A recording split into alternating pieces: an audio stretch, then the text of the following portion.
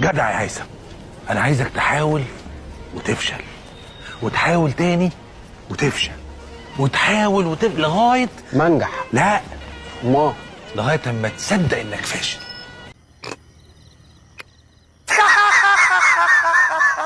السلام عليكم يا رجاله. عايز يروح الزمالك؟ انا استاذ مرسي. اركب اتوبيس 13.